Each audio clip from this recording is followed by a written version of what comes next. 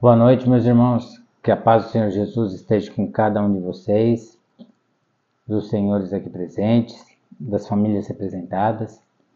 E vamos todos juntos agora, nesta noite maravilhosa do Santo Sábado, que já se encerrou, né? No pôr do sol. Já iniciamos aí então o domingo, né? Profecia de Daniel 7:25, os homens se incumbirão de mudar os tempos. Mudou. O dia não é mais marcado pelo pôr do sol, sim pela meia-noite. E a grande maioria no mundo guarda o domingo e não o santo sábado, prezado pelo Senhor de Gênesis Apocalipse. Vamos então. A frase é: a vida não é colorida. A vida é para colorir. Ou seja, você que vai dar um colorido especial em sua vida, de acordo com o grau da intensidade do seu viver ao Senhor Jesus, aquele que morreu em amor por você e por mim. Tá certo? Vamos lá. A vida não é colorida. A vida é para colorir. Como que eu e você temos dado aí um colorido de alegria, de felicidade, de fervor no espírito, de vigor, de transcorrer o dia todo lado a lado com o Senhor Jesus. Que colorido estamos dando em nossas vidas? Vamos lá? Oremos ao Senhor. Maravilhoso eterno Deus, aqui queremos agradecer ao Senhor a dádiva da vida, essa dádiva maravilhosa, e pedir que o Senhor esteja aqui por meio do teu Santo Espírito, Espírito Santo maravilhoso, a crescer em nós, até que seja uma fonte de água viva a jorrar para a eternidade. Que o Senhor nos envolva em teu santo amor, abra nosso coração, mente e alma a entender a tua palavra e buscar no teu santo amor luz para viver a palavra de Deus em nossas vidas, para com o nosso próximo, para com todos os nossos afazeres no transcorrer do dia, para que todos os atos de nossa vida sejam atos de adoração e louvor ao teu santo nome. Tudo isso te pedimos com perdão dos nossos pecados, no doce, santo e eterno nome do Senhor Jesus, aquele que vive e reina para todo sempre. Amém. Vamos lá. Dá um pulinho aí no seu livro de Mateus. Mateus diz assim, lá do seu verso 50 ao 54. Por amor à humanidade, olha o que ocorreu aqui. Do 50 ao 54 diz assim. Mateus 27, 50 ao 54 diz assim. E Jesus, clamando outra vez, com grande voz, entregou o Espírito. Aqui Jesus deu o momento final de sua vida em palavras para com o seu Pai. A ti entrego o meu Espírito. Consequência disso está no verso 51. Eis que o véu do santuário se rasgou em duas partes de alto a baixo. Tremeu a terra, fenderam-se as rochas. Tremeu a terra com um grande terremoto. Agora pensa bem no seguinte. Vamos pesquisar e analisar como que era o véu do templo. Para você ter uma ideia da confecção, da qualidade do trabalho ali realizado, a grossura, a fineza, a grande qualidade e a confecção desse véu, se você colocar em cada ponta do véu um boi de 22 arrobas e tocar esses bois em sentidos contrários para rasgar o véu, esse véu não consegue se rasgar. Tá? Então o véu se rasga de alto a baixo, ou seja, a porta da graça na pessoa do Senhor Jesus está à disposição para você e para mim. Resta saber o que vamos fazer com tamanha dádiva. Certo? O muro de separação entre gentios e judeus caiu abaixo, porque antes, instruído pelo próprio Deus, um judeu jamais entraria na casa de um gentio, para que ele não fosse contaminado. Se ele entrasse na casa de um gentio, automaticamente ele estaria contaminado. Ele teria que fazer um ritual de purificação para poder entrar no arraial de Israel. Por quê? Porque a maioria, se não todos, mas a maioria, grande maioria, dos gentios adoravam deuses pagãos. E essa era a contaminação. Como que ele voltaria a entrar no arraial de Israel, que era pertencente ao Deus único, ao verdadeiro Deus de Israel, o Deus único, o Deus verdadeiro, contaminando todo o arraial de Israel. Entende? Em Jesus, tudo isso cai abaixo. Por quê?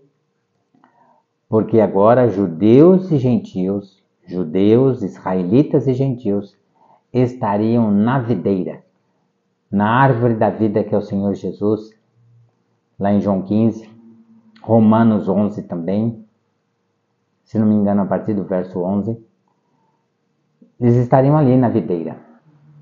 Jesus, a árvore da vida, onde o agricultor é o seu pai. João 15, 1. Ali, aguando a raiz, cuidando da árvore, e a árvore da vida é Cristo. Os ramos somos nós, a produzir bons frutos por meio da pregação do Evangelho eterno, por meio da vocação dos dons espirituais, dos talentos ali que nos fora confiado. Chamamento divino para que viéssemos a exercer a nossa vocação espiritual. Seja cantar um hino de louvor, entregar um folheto, dar estudo bíblico, e assim por diante, pregação da palavra, e assim por diante. Tá ok? Olha só que tremendo. E vamos continuar aqui. Fenderam-se as rochas, rochas imensas, rachadas, mais ou menos ali ao seu meio. E várias rochas, não é uma, duas, três. Várias rochas rachadas. E um grande terremoto que abalou toda a terra. Nesse momento da morte do Senhor Jesus. Até a terra se manifestou. Ou seja, a natureza, né? Verso 52. Abriram-se os sepulcros e muitos corpos de santos que dormiam ressuscitaram. Abriram-se os sepulcros e muitos corpos de santos que dormiam ressuscitaram. Por quê? Porque a grande maioria do povo em Israel e em Jerusalém acreditava no Senhor Jesus como o grande profeta da Galileia. Mateus 21, verso 11. Alguns, creio que poucos, né, diante de tanto milagre, acreditavam que Jesus não passava de um enganador. E outros, poucos também, creram em Jesus conforme diz as Escrituras. E o que Jesus disse? Aqueles que creem em mim, conforme dizem as Escrituras, fluirão rios de água viva a jorrar para a vida eterna. Isso você vai encontrar lá em João 7, a partir do verso 35. Então o que acontece? Somente estes que creram em Jesus como o Deus vivo, o Messias, o grande Salvador, o grande prometido. Messias quer dizer o grande prometido, não é? Adonai Yeshua HaMashiach, o Senhor Jesus, o Messias. Só estes que creram no Senhor Jesus como Messias estariam prontos espiritualmente para o Pentecostes, lá em Atos 2. O derramamento da chuva temporã, o derramamento do Espírito Santo. Então, essas primícias que aqui ressuscitaram, olha lá, abriram-se os sepulcros e muitos corpos de santos que dormiam ressuscitaram. Verso 53. e saindo dos sepulcros depois da ressurreição de Jesus. Então, primeiramente, Jesus ressuscita, logo em seguida, logo depois, esses corpos de santos também ressuscitam. Os corpos de santos ressuscitam, que é as primícias, para alertar toda Jerusalém, toda Israel, que este que fora morto e crucificado e que ressuscitou é o Senhor Jesus, o Messias. Por quê? Porque eles teriam que explicar também que a liderança religiosa e a liderança política da época não era confiável, porque eles combinaram uma mentira, registrada aqui na própria Bíblia, de que o corpo tinha sido roubado. E não é verdade, ninguém roubou o corpo de ninguém. Jesus realmente fora ressuscitado. Tanto é que a Bíblia descreve que o anjo que entrou nesta terra a proteger a localidade da onde Jesus fora ali colocado, né, naquela gruta, com uma pedra gigantesca tampando a entrada, veio ali proteger o corpo do Senhor Jesus. Entende? Para que, no momento reservado pelo Pai, o Filho então ressuscitaria. Ora, agora veja a observação que é feita aqui. Verso 53. E saindo dos sepulcros depois da ressurreição de Jesus, entraram na cidade santa e apareceram a muitos. Ou seja, entraram na cidade de Jerusalém e apareceram a muitos. Para preparar estes também que creram no Senhor Jesus como o grande profeta da Galileia, preparar cada um deles para o derramamento da chuva temporã no Pentecostes, em Atos 2. Tá certo? Agora, olha que interessante. No verso 54, está lá dito o seguinte: o centurião e os que com ele guardavam a Jesus, vendo o terremoto e tudo o que se passava, ficaram possuídos de grande temor e disseram: verdadeiramente este era filho de Deus. Centurião, ou seja, um homem responsável por no mínimo 100 soldados de Roma. Pagão. Ele creu no Deus único, no Deus verdadeiro. Verdadeiramente este era filho de Deus, ou seja, o Messias, o grande prometido. Confirmando a profecia de Isaías, que os gentios acreditariam em massa no Messias. Porém, Israel recusaria a visitação de seu Senhor. Como está em Lucas. Vamos lá. Lucas 23. Olha lá. Lucas 23, olha o que acontece. Em Lucas 23, no verso 33 ao 48, diz assim. Presta bem atenção. Os detalhes são importantes porque um evangelho complementa o outro. Tá bom? Salvo a exceção do evangelho de João, que dá uma ênfase completamente diferente e de suma importância para confirmar a veracidade de Mateus, Marcos e Lucas. Tá? E inclusive falar a respeito da divindade do Pai, do Filho e do Espírito Santo. Olha só, 33. Quando chegaram a um lugar chamado Calvário, ali o crucificaram, bem como aos malfeitores, um à sua direita e outro à sua esquerda. Espera aí. Perdão. Então nós tínhamos Jesus no centro e um malfeitor, ou seja, uma pessoa que havia cometido um delito ou vários delitos ou vários crimes, um à sua esquerda, Cestas, e outro, conforme os dados históricos, à sua direita, Dimas. Aliás, Dimas foi uma das pessoas que contribuiu financeiramente para que José tivesse recursos para fugir para o Egito. E mais, Dimas ele veio de berço religioso, mas na sua juventude se desviou da fé por más companhias. Ok? Então veja bem.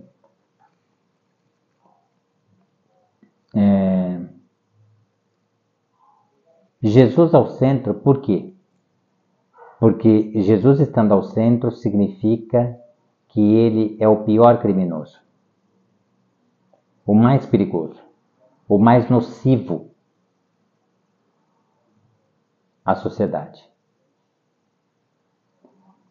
E realmente Jesus ele foi a pessoa mais criminosa da história dessa humanidade. Sabe por quê? O único crime cometido. Amou sem igual. Amou de forma ilimitada. Curou como nunca havia acontecido nessa terra. Curou tudo e a todos. Vilarejos inteiros eram curados pelo Senhor Jesus, especialmente aos sábados, onde ele também ia na sinagoga ensinar o povo. Os próprios soldados enviados pela liderança religiosa, 2 soldados que foram ali prender o Senhor Jesus, na volta eles disseram o quê? Por que vocês não o prenderam e trouxeram ele aqui? Porque jamais um homem falou como este homem.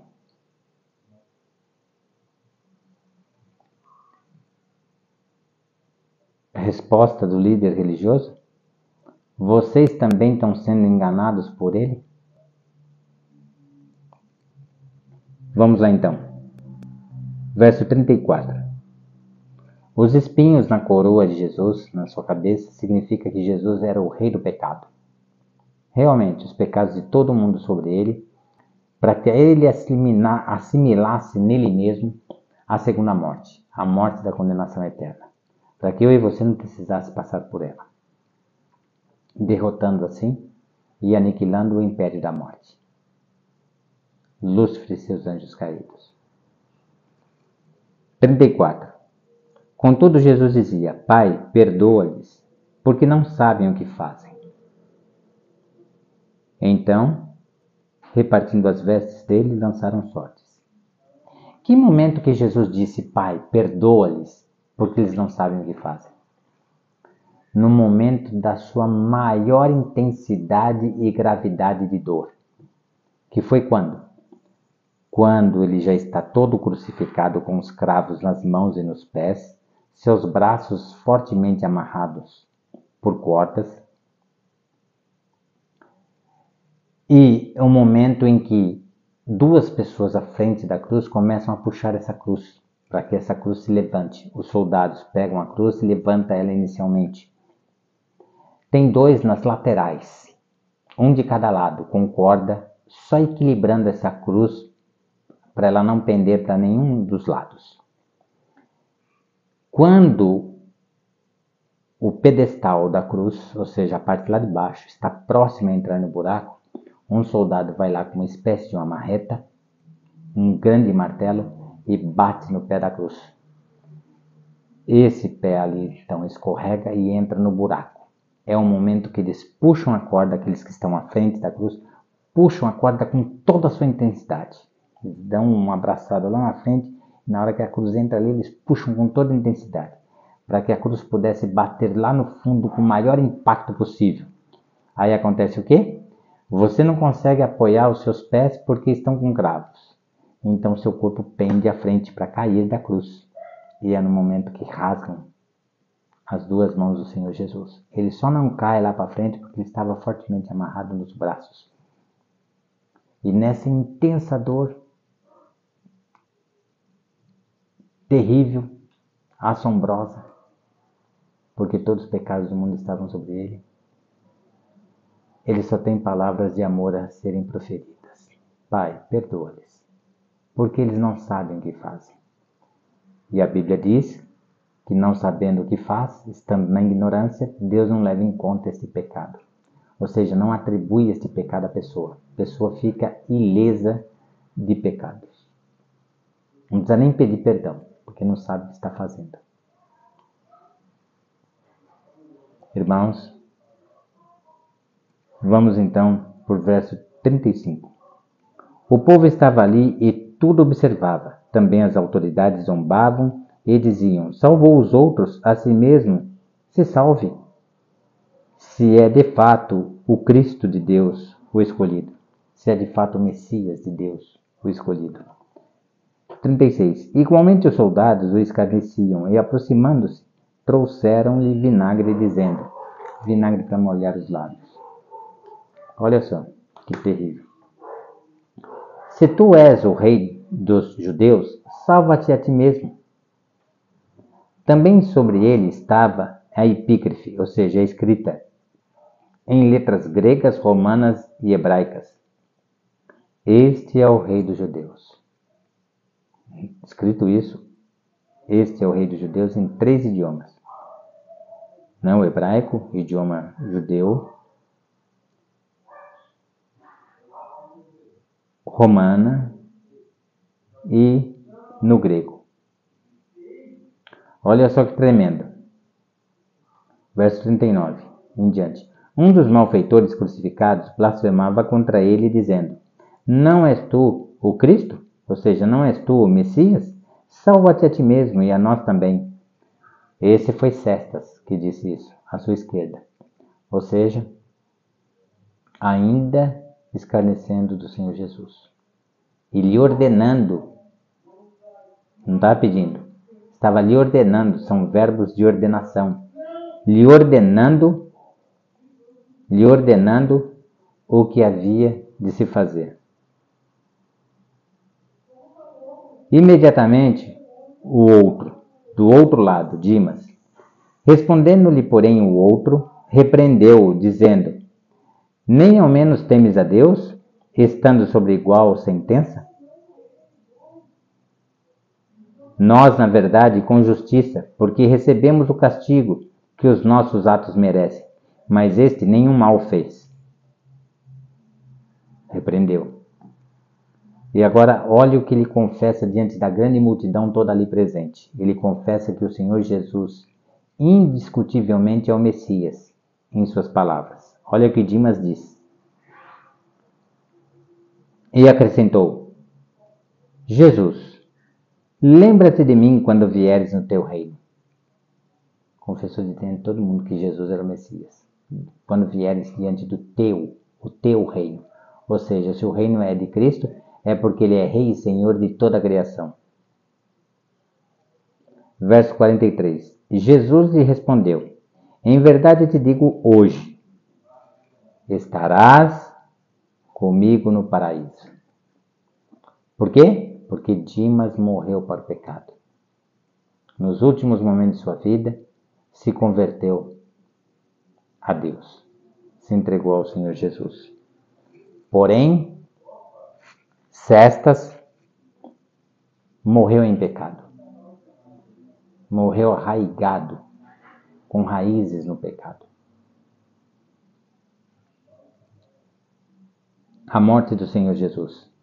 Já era quase a hora sexta. O judeu conta a hora a partir das 6 horas da manhã. 7 é 1 hora, 8, 2, 9, 3 e assim por diante. Então, hora sexta, em pleno meio-dia.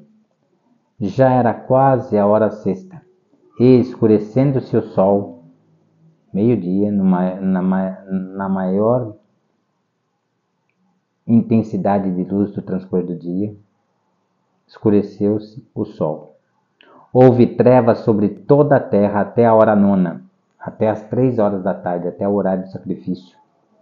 Jesus morreu na hora do sacrifício no templo, que matava o cordeirinho, simbolizando a permanência constante do Messias em meio ao povo, para perdão dos pecados. O sacrifício dos animais em holocausto a Deus para obter perdão dos pecados. Na realidade, era uma transferência de pecado, do pecador para o animal, do animal para o santuário. E o dia do perdão era um único dia chamado Yom Kippur, dia do perdão. E olha só, até a hora nona, treva sobre a terra, e rasgou-se pelo meio o véu do santuário, porta da graça, na pessoa do Senhor Jesus.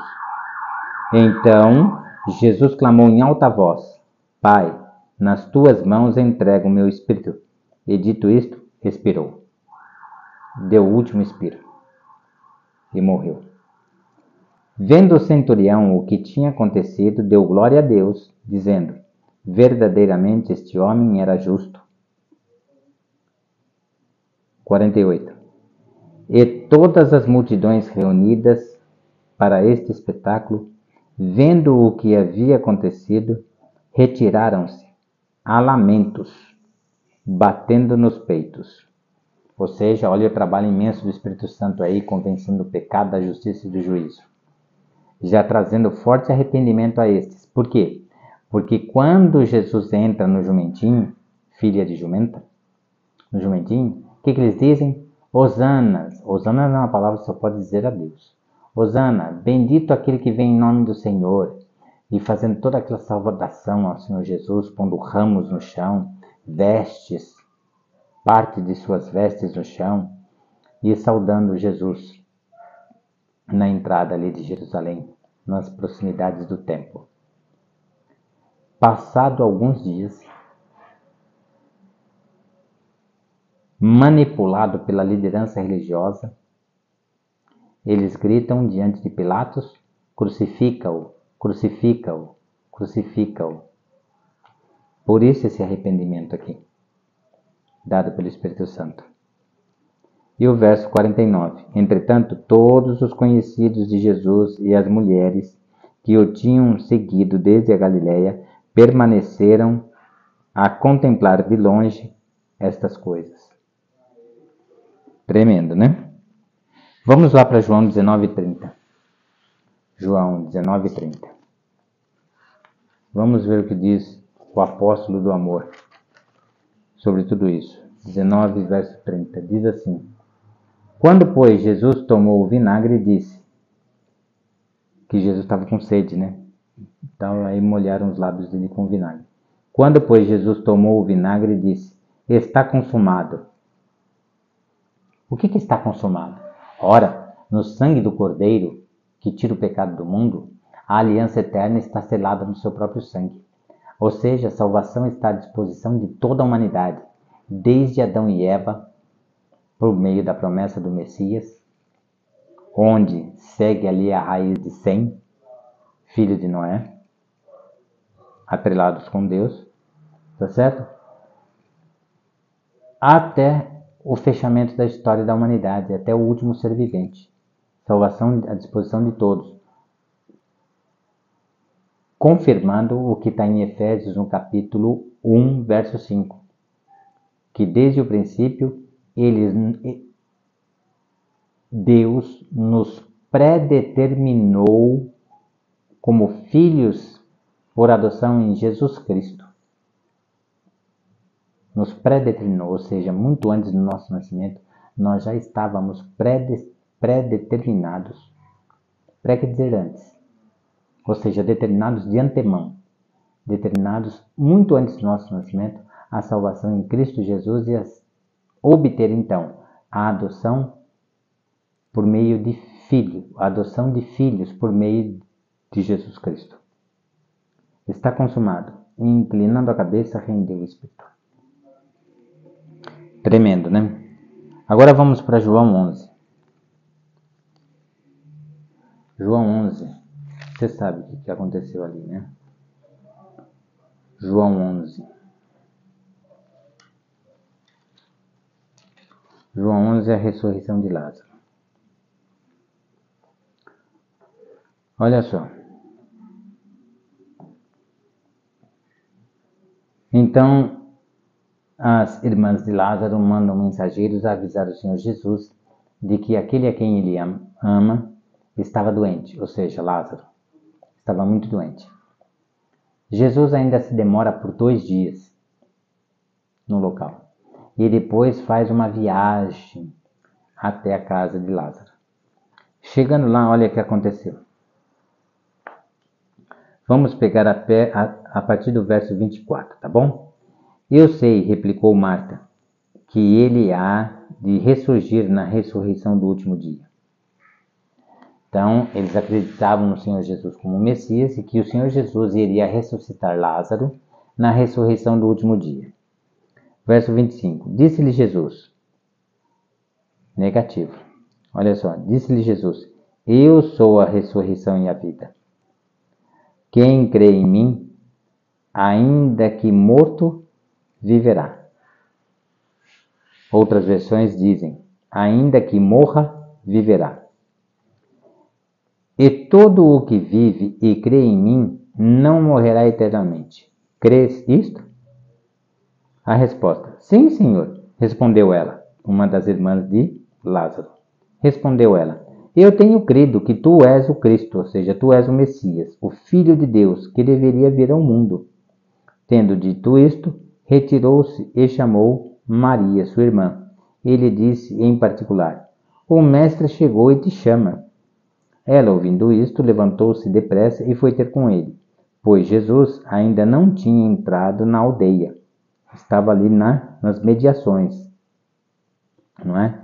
Mas permanecia onde Marta se avistara com ele. Os judeus que estavam com Maria, olha só, os judeus que estavam com Maria em casa e a consolavam, vendo-a levantar-se depressa e sair, seguiram-na, supondo que ela ia ao túmulo para chorar. Quando Maria chegou ao lugar onde estava o Senhor Jesus, ao vê-lo, lançou-se-lhe aos pés, dizendo, Senhor, se estiveras aqui, meu irmão não teria morrido. Jesus, vendo-a chorar, e bem assim os judeus que a acompanhavam, agitou-se no espírito e comoveu-se, e perguntou, onde o sepultaram? Eles lhe responderam, Senhor, vem e vê. Jesus chorou. Jesus chorou, porque Jesus nos ama muito, assim como também amava muito Lázaro. E a morte nos dá uma dor muito grande, né, irmãos? Todos nós já sentimos a separação de um ente querido, ou de um conhecido e assim por diante. É muito doloroso. Verso 36. Então disseram os judeus, vede quanto o amava. Mas alguns objetaram. Não podia ele que abriu os olhos ao cego fazer que este não morresse? Jesus, agitando-se novamente em si mesmo, encaminhou-se para o túmulo. Era este uma gruta, e cuja entrada tinham posto uma pedra. Então Jesus ordenou, tirai a pedra. Disse-lhe Marta, irmã do morto, Senhor, já cheira mal, porque já é de 4 dias. Ou seja, 4 dias inteiros já havia se completado da morte de Lázaro. Ou seja, o corpo cheirava mal, estava já em estado de putrefação. Ou seja, quando os átomos começam a se desintegrar, a sair do corpo. Ou seja, é impossível a vida. Tá. Muito bem. Então ordenou Jesus, tirai a pedra. Disse-lhe Marta, irmã do morto, Senhor, já cheira mal, porque já é de 4 dias. Respondeu-lhe Jesus, não te disse eu que, se creres, verás a glória de Deus? Tiraram então a pedra, e Jesus, levantando os olhos para o céu, disse, Pai, graças te dou, porque me ouviste. Aliás, eu sabia que sempre me ouves, mas assim falei por causa da multidão presente, para que creiam que tu me enviaste. Então, tendo dito isto, clamou em alta voz, Lázaro, vem para fora. Saiu aquele que estivera morto, tendo os pés e as mãos ligados com ataduras, e o rosto envolto em um lenço. Então lhes ordenou Jesus, desatai-o e deixai-o ir. Muitos, pois, dentre os judeus que tinham visitar Marta, vendo o que fizera Jesus, creram nele. Muitos aqui creram nele como Messias. Outros, porém, foram ter com os fariseus e lhes contaram dos feitos que Jesus ali realizara. O negócio é tremendo. O negócio é tremendo. Vai se dizer o que disso? Não existe sombra de dúvidas. O Senhor Jesus é o Messias prometido a toda esta humanidade. Apocalipse 22, 14.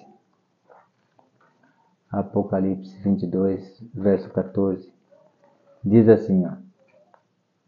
Bem-aventurados aqueles que lavam as suas vestiduras no sangue do Cordeiro, para que lhes assista o direito à árvore da vida e entrem na cidade pelas portas. Por que tem esse colchete? Porque é uma frase que João já havia dito no livro de Apocalipse. Só que agora, nos originais mais antigos, não existe isso que está dentro do colchete, no sangue do Cordeiro. A ideia está implícita, ou seja, a ideia está dentro desse resumo de João. Por quê? Porque na primeira vez que João falou, ele falou o texto por completo.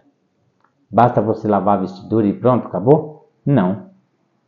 Água e sabão não vai adiantar nada. Você tem que lavar a vestidura no sangue do Cordeiro. Por isso que está entre colchetes aqui, tá?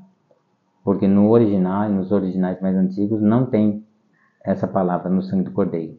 Só tem no texto completo, que é um pouco antes em Apocalipse que ele fala isso aí. Aí está completinho. Por isso que eles colocaram entre colchetes aí. Porque a ideia está implícita. Tá? A vestidura só pode ser lavada no sangue do Cordeiro, para que você possa e eu também obter o perdão e a purificação da nossa injustiça, de acordo com 1 João, capítulo 1, verso 9. Tá ok? Bem-aventurados aqueles que lavam as suas vestiduras no sangue do Cordeiro, para que lhes assista o direito à árvore da vida e entrem na cidade pelas portas. Agora dá uma olhada no verso 12. E eis que venho sem demora, e comigo está o galardão. Galardão é um prêmio, né, que ele quer dar aos salvos. Eis que venho sem demora, e comigo está o galardão, que tenho para retribuir a cada um segundo as suas obras. O 20 e o 21. Aquele que dá testemunho destas coisas diz, certamente. Repara que no capítulo 1, verso 1, diz que o Apocalipse é o quê? Revelação de Jesus Cristo. Então, todo o Apocalipse é uma revelação do Senhor Jesus Cristo. E observa que a revelação é dada por Jesus Cristo e o testemunho também é dado por Ele, da veracidade dessas profecias. É o que a gente acabou de ler. Ó. Aquele que dá testemunho destas coisas. Que coisas? Do livro do Apocalipse. Predito, o futuro predito. E que vem acontecendo passo a passo. Tudo certinho, no tempo pré-determinado, de acordo com a profecia. Aquele que dá testemunho destas coisas diz, certamente venho sem demora. Amém. Vem, Senhor Jesus. A graça do Senhor Jesus seja com todos. Amém. Um forte abraço e um bom descanso para você. Amém.